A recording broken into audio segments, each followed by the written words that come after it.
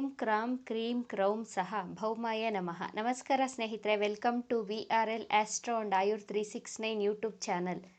ವೃಶ್ಚಿಕ ರಾಶಿಯವರಿಗೆ 2025ನೇ ವರ್ಷದಲ್ಲಿ ನಿಮ್ಮ ಜೀವನದಲ್ಲಿ ನಡೆಯುವಂತಹ 7 ಚಮತ್ಕಾರಗಳ ಬಗ್ಗೆ ಹಾಗೂ ನೀವು ಯಾವ ವಿಚಾರದಲ್ಲಿ ಎಚ್ಚರಿಕೆಯಿಂದ ಇರಬೇಕು ಎಂಬಂತಹ ವಿಚಾರಗಳನ್ನು ಈ ವಿಡಿಯೋದಲ್ಲಿ ತಿಳಿಸಿಕೊಡಲಿದ್ದೇನೆ.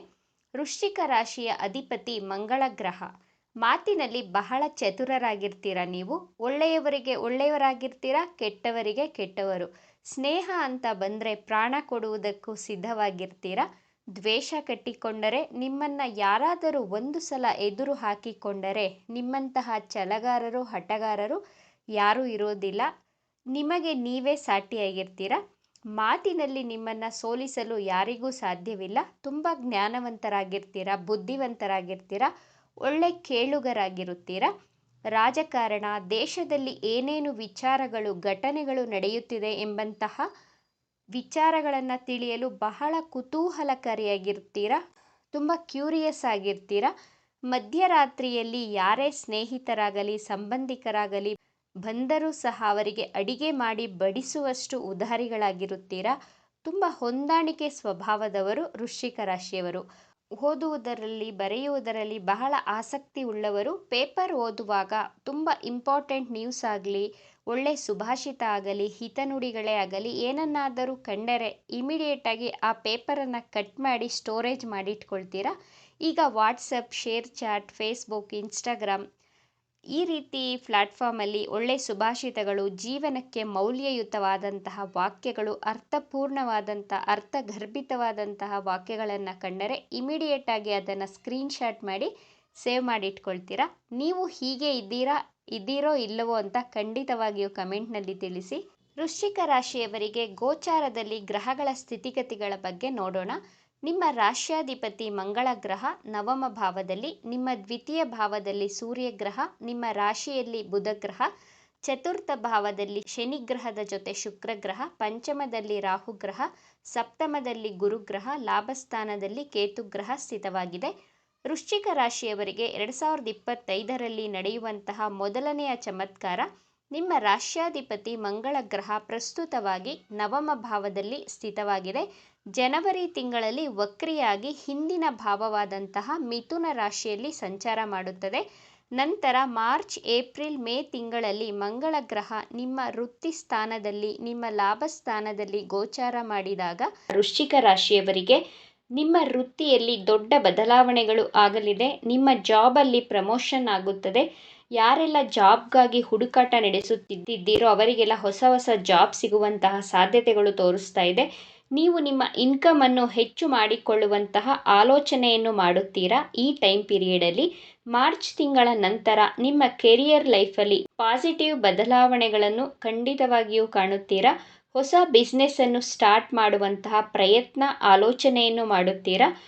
ಪ್ರಾಫಿಟ್ ಆಗುತ್ತಾ ಅಥವಾ ಲಾಸ್ ಆಗುತ್ತಾ ಅಂತ ಅನುಮಾನ ಬೇಡ. ಮಾರ್ಚ್ ತಿಂಗಳ ನಂತರ ಅರ್ಧಾಷ್ಟಮ ಶನಿಯಿಂದ ಮುಕ್ತಿ ಸಿಗುವುದರ ಮೂಲಕ ನಿಮ್ಮ ಜಾಬ್ ಹಾಗೂ ಬಿಸ್ನೆಸ್ಸಲ್ಲಿ 70 to 80% ಧನಲಾಭ ಹಾಗೂ ಪಾಸಿಟಿವ್ ಪರಿವರ್ತನೆಗಳನ್ನು ಕಾಣಬಹುದು. ನಿಮಗೆ ಭಯವಿದ್ದರೆ ನಿಮ್ಮ ಜನ್ಮ ಜಾತಕವನ್ನು ಒಮ್ಮೆ ಪರಿಶೀಲನೆಯನ್ನು ಮಾಡಿಸಿಕೊಂಡು ನಂತರ ಬಿಸ್ನೆಸ್ಸನ್ನು ಸ್ಟಾರ್ಟ್ ಮಾಡಬಹುದು. ಎರಡನೆಯದಾಗಿ ಗುರುಗ್ರಹ ನಿಮ್ಮ ಸಪ್ತಮ ಭಾವದಿಂದ ಮೇ 15, 2025ಕ್ಕೆ ಅಷ್ಟಮ ಭಾವಕ್ಕೆ ಸಂಚಾರ ಮಾಡುತ್ತದೆ. ಮೇ ತಿಂಗಳ ಒಳಗೆ ವೃಶ್ಚಿಕ ರಾಶಿಯವರಿಗೆ ವಿವಾಹ ಯೋಗವಿದೆ. ಮದುವೆಗಾಗಿ ವರ ಅಥವಾ ವಧುವಿನ ಅನ್ವೇಷಣೆಯಲ್ಲಿದ್ದರೆ ನಿಮಗೆ ಮ್ಯಾರೇಜ್ ಫಿಕ್ಸ್ ಆಗುವಂತಹ ಸಾಧ್ಯತೆಗಳಿವೆ. ನಿಮಗೆ ಅವಾರ್ಡ್ ಸಿಗಬಹುದು. ಯಾರಾದರೂ ನಿಮಗೆ ಗೌರವ ಸನ್ಮಾನಗಳನ್ನು ಮಾಡುತ್ತಾರೆ. ನಿಮ್ಮ ವೃತ್ತಿ ಕ್ಷೇತ್ರದಲ್ಲಿ ನಿಮ್ಮ ಸಾಧನೆಗೆ ಮನ್ನಣೆ ಸಿಗುವಂತಹ ವರ್ಷವಾಗಿದೆ.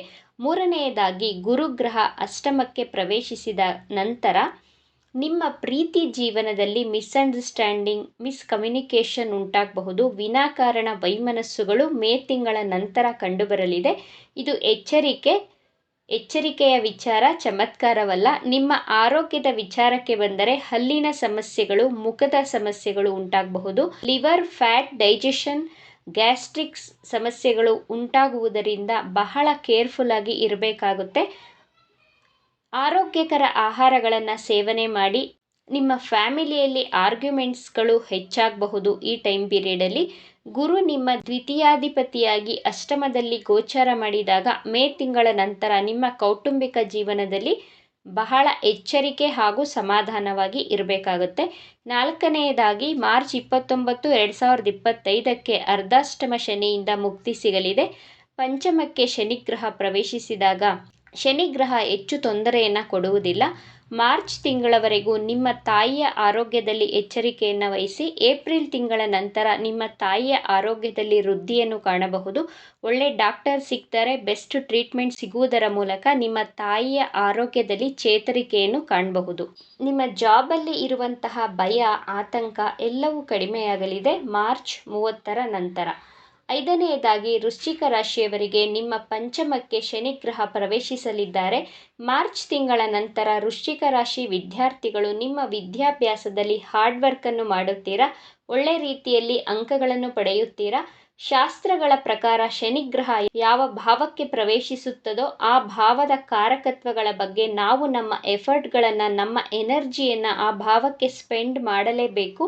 ಪಂಚಮ ಸ್ಥಾನ ಅಂದರೆ ಮಕ್ಕಳು, ವಿದ್ಯಾಭ್ಯಾಸ, ಪ್ರೀತಿ ಪ್ರೇಮದ ವಿಚಾರ, ಆರೋಗ್ಯ, ಈ ವಿಚಾರದಲ್ಲಿ ಶನಿಗ್ರಹ ಪಾಸಿಟಿವ್ ರಿಸಲ್ಟ್ಗಳನ್ನು ಕೊಡುತ್ತಾರೆ. ನಿಮ್ಮ ಕೈಯಿಂದ ಈ ವಿಚಾರಗಳಿಗೆ ಎಫರ್ಟನ್ನು ಹಾಕಿಸುವಂತೆ ಮಾಡುತ್ತಾರೆ. ಪಂಚಮ ಶನಿಗೆ ಯಾರೂ ಭಯಪಡುವಂತಹ ಅವಶ್ಯಕತೆ ಇಲ್ಲ. ಸಾಡೆ ಸಾತಿಯ ಶನಿ, ಅಷ್ಟಮ ಶನಿ, ಅರ್ಧಾಷ್ಟಮ ಶನಿಗಿಂತ ಪಂಚಮ ಶನಿ ಹೆಚ್ಚು ಸಮಸ್ಯೆಗಳನ್ನು, ತೊಂದರೆಗಳನ್ನು ಕೊಡುವುದಿಲ್ಲ. ಭಯಪಡಬೇಡಿ. ಆರನೆಯದಾಗಿ ವೃಶ್ಚಿಕ ರಾಶಿಯವರಿಗೆ ರಾಹುಗ್ರಹ ನಿಮ್ಮ ಪಂಚಮ ಸ್ಥಾನದಿಂದ ಹಿಂದಿನ ಮನೆಗೆ ಗೋಚಾರ ಮಾಡುತ್ತಾರೆ. ಮೇ 18, 2025ಕ್ಕೆ ರಾಹುಗ್ರಹದ ಪರಿವರ್ತನೆಯಾಗಲಿದೆ. ಈ 1.5 ವರ್ಷದಿಂದ ವೃಶ್ಚಿಕ ರಾಶಿ ವಿದ್ಯಾರ್ಥಿಗಳಿಗೆ ರಾಹುಗ್ರಹ ಭಯ, ಕನ್ಫ್ಯೂಷನ್, ಆತಂಕಗಳನ್ನು ಕೊಟ್ಟಿತ್ತು. ನೀವು ಎಷ್ಟೇ ಚೆನ್ನಾಗಿ ಪ್ರಿಪೇರ್ ಆಗಿ ಹೋದರೂ ಎಕ್ಸಾಮ್ ಟೈಮಲ್ಲಿ ಪ್ರಶ್ನೆಗಳನ್ನು ನೋಡಿದರೆ ಮನಸ್ಸಿನಲ್ಲಿ ಕನ್ಫ್ಯೂಷನ್ಗಳು, ಡೌಟ್ಸ್ಗಳು ಉಂಟಾಗ್ತಾ ಇತ್ತು. ಮೇ ತಿಂಗಳ ನಂತರ ಎಲ್ಲದಕ್ಕೂ ಪರಿಹಾರ ಸಿಗಲಿದೆ. ನಿಮ್ಮ ಅನುಮಾನ, ಕನ್ಫ್ಯೂಷನ್ಗಳಿಗೆ ಫುಲ್ ಸ್ಟಾಪ್ ಸಿಗಲಿದೆ. ಏಳನೆಯದಾಗಿ ವೃಶ್ಚಿಕ ರಾಶಿಯವರು ನಿಮ್ಮ ವೈವಾಹಿಕ ಜೀವನ ಹಾಗೂ ಪ್ರೀತಿಯ ಜೀವನದಲ್ಲಿ ವಿನಾಕಾರಣ ಅನುಮಾನಗಳನ್ನು, ಆತಂಕಗಳನ್ನು ಪಡುತ್ತಾ ಇದ್ರ. ಮೊದಲೇ ವೃಶ್ಚಿಕ ರಾಶಿಯವರು ಯಾರನ್ನೂ ಅಷ್ಟು ಸುಲಭವಾಗಿ ನಂಬುವವರಲ್ಲ. ರಿಸರ್ಚ್ ಓರಿಯೆಂಟೆಡ್ ಪರ್ಸನ್ಗಳಾಗಿರುತ್ತೀರ. ರಾಹುಗ್ರಹದ ಪರಿವರ್ತನೆಯಿಂದ ಮೇ 18ರ ನಂತರ ನಿಮ್ಮ ವೈವಾಹಿಕ ಜೀವನ, ಪ್ರೀತಿಯ ಜೀವನದಲ್ಲಿ ಸುಮಧುರ ಬಾಂಧವ್ಯ ಹೆಚ್ಚಾಗಲಿದೆ. ನಿಮ್ಮ ಮನಸ್ಸಿನಲ್ಲಿ ಭಯ, ಆತಂಕ, ಅನುಮಾನ, ಭ್ರಮೆಗಳು ಎಲ್ಲವೂ ಕಡಿಮೆಯಾಗಲಿದೆ. ವೃಶ್ಚಿಕ ರಾಶಿಯವರು ಉತ್ತಮ ಆರೋಗ್ಯ ಹಾಗೂ ನಿಮ್ಮ ಜಾಬ್ ಹಾಗೂ ಬಿಸ್ನೆಸ್ಸಲ್ಲಿ ಹೆಚ್ಚಿನ ಯಶಸ್ಸನ್ನು ಪಡೆಯಲು ಪ್ರತಿನಿತ್ಯ ಹನುಮಾನ್ ಚಾಲೀಸವನ್ನು ತಪ್ಪದೆ ಪಠನೆ ಮಾಡಿ. ಪ್ರತಿ ಮಂಗಳವಾರ ನರಸಿಂಹಸ್ವಾಮಿ ದೇವರ ದರ್ಶನವನ್ನು ಮಾಡಿ ನರಸಿಂಹಸ್ವಾಮಿಯ ಕವಚವನ್ನು ಪಠಿಸುವುದರಿಂದ ಎಲ್ಲವೂ ಶುಭವಾಗುತ್ತದೆ. ಇವಿಷ್ಟು ವಿಚಾರಗಳು ನಿಮಗೆ ಇಷ್ಟ ಆಗಿದೆ ಅಂತ ಭಾವಿಸ್ತಾ ಇದ್ದೇನೆ. ಇಷ್ಟ ಆಗಿದ್ದರೆ ನಮ್ಮ ಚಾನಲನ್ನು ತಪ್ಪದೇ ಸಬ್ಸ್ಕ್ರೈಬ್ ಮಾಡ್ಕೊಳ್ಳಿ. ಈ ವಿಡಿಯೋಗೆ ಒಂದು ಲೈಕ್ ಕೊಡೋದನ್ನು ಮರಿಬೇಡಿ. ಈ ವಿಡಿಯೋವನ್ನು ನಿಮ್ಮ ಫ್ರೆಂಡ್ಸ್ ಆ್ಯಂಡ್ ಫ್ಯಾಮಿಲಿ ಗ್ರೂಪಲ್ಲಿ ಹೆಚ್ಚು ಶೇರ್ ಮಾಡಿ. ನಿಮ್ಮ ಅಭಿಪ್ರಾಯಗಳನ್ನು ತಪ್ಪದೇ ಕಮೆಂಟ್ ಮಾಡಿ. Thank you friends.